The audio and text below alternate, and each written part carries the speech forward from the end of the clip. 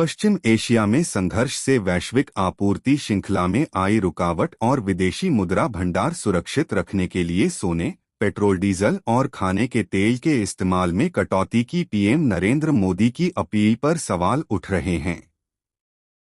हालांकि अपील का मुख्य मकसद डॉलर की मांग कम करना, रुपये को मजबूत करना और अर्थव्यवस्था को संभावित झटकों से बचाना है। विदेशी मुद्रा भंडार पर बढ़ती आयात लागत और वैश्विक ऊर्जा बाजार में उतार चढ़ाव से दबाव लगातार बढ़ रहा है।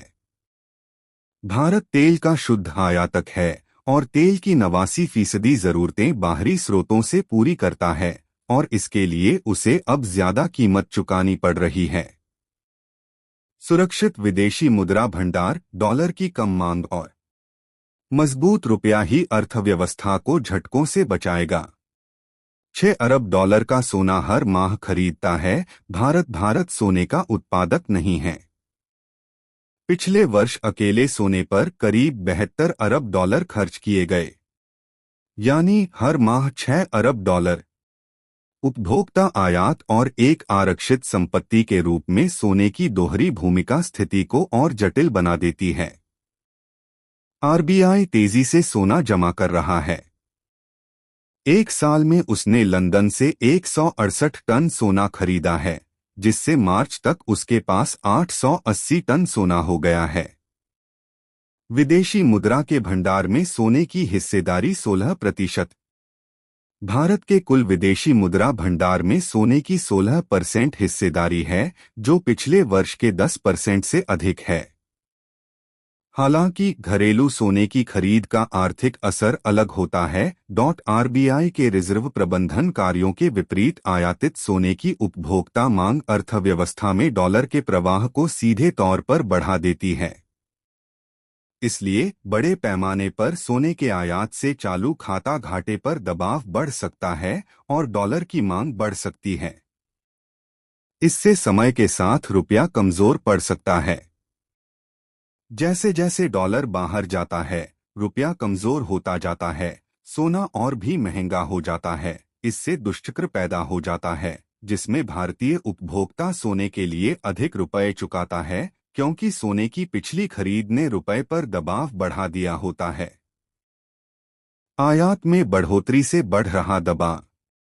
थिंक टैंक वैश्विक व्यापार अनुसंधान पहल (GTRI) ने पीएम की अपील का समर्थन करते हुए कहा कि सोने के आयात में हो रही भारी बढ़ोतरी विदेशी मुद्रा भंडार पर दबाव डाल रही है और व्यापार असंतुलन को बढ़ा रही है।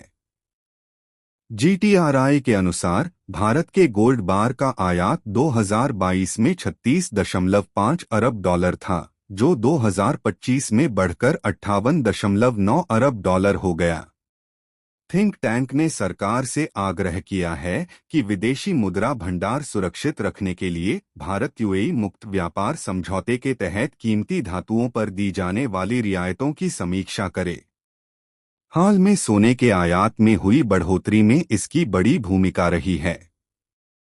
अमीरात से 2022 में जहां गोल्ड बार का आयात 2.9 अरब डॉलर था, वहीं 2025 में यह बढ़कर 16.5 अरब डॉलर हो गया।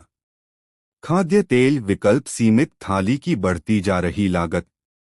भारत खाने के तेल की जरूरतों के लिए आयात पर बहुत निर्भर है, खासकर इंडोनेशिया और मलेशिया से पाम तेल तथा रूस और यूक्रेन से सूरजमुखी का तेल मंगाता है। पीएम मोदी ने कहा था कि यदि हर घर खाने के तेल का इस्तेमाल कम कर दे तो राष्ट्रीय खजाने के साथ परिवार की सेहत भी सुधरेगी। सोने की खरीद टाला जा सकता है या सैद्धांतिक रूप से ईंधन की बचत की जा सकती है, लेकिन खाने के तेल के विकल्प सीमित हैं। यह रोजमर्रा की आवश्यक चीज है। रुपए की गिरावट से यह समस्या और भी बढ़ गई है। कमजोर रुपया आयातित तेल के हर लीटर की कीमत बढ़ा देता है और खाने के तेल की कीमतों में हुई यह बढ़ोतरी आपूर्ति श्रृंखला के जरिए तेजी से उपभोक्ता की थाली तक पहुंच जाती है।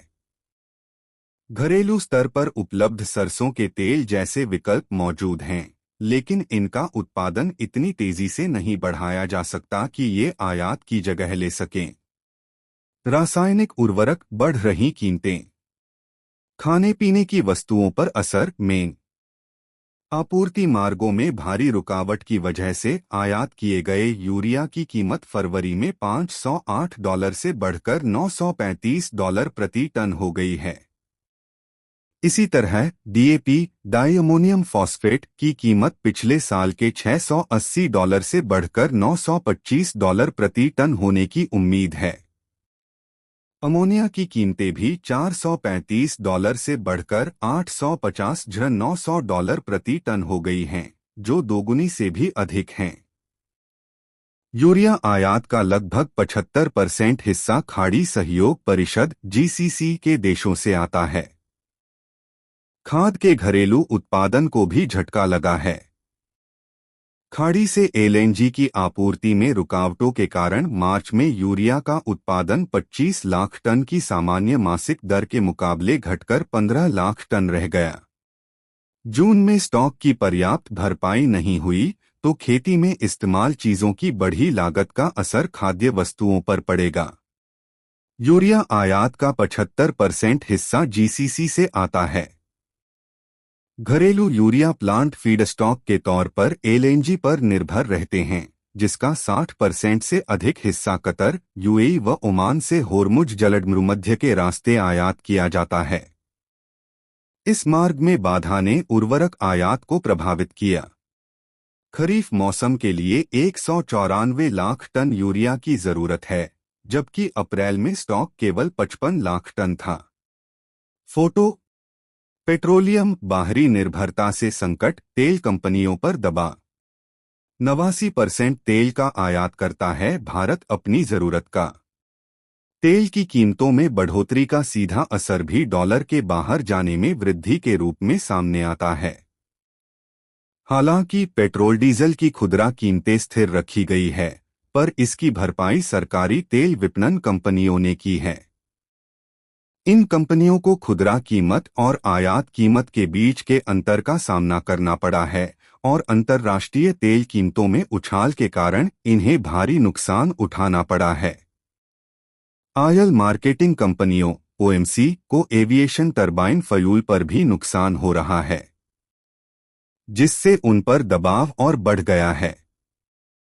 इसे देखते हुए कि सरकार ने ओएमसी को इन नुकसानों की भरपाई करने की कोई योजना नहीं होने का संकेत दिया है, कीमतों में बढ़ोतरी की उम्मीद है और कंपनियां खुद भी इस तरह के बदलाव के लिए जोर दे रही हैं। हालांकि ईंधन की कीमतों में बढ़ोतरी कुछ ही दिनों में पूरी आपूर्ति श्रृंखला में फैल जाती है।